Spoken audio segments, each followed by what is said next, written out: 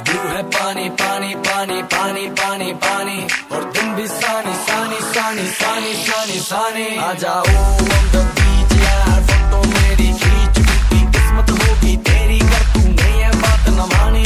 आज व्यू है पानी पानी पानी पानी पानी पानी, और दिन भी सानी सानी सानी सानी सानी सानी। आ जाओ on the beach यार, फोटो मेरी खींच, कितनी किस्मत होगी तेरी कर तू नहीं है बात न मानी।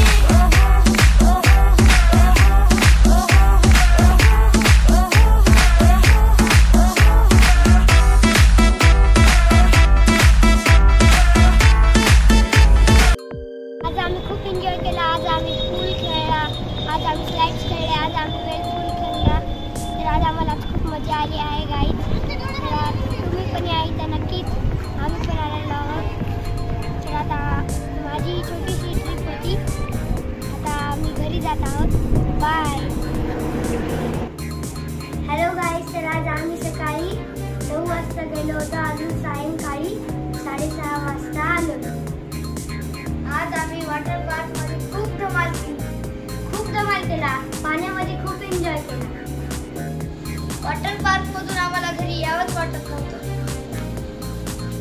आजचा हा आमचा वॉटर पार्कचा ब्लॉग कसा वाटला तुम्हाला, होता की नाही छान?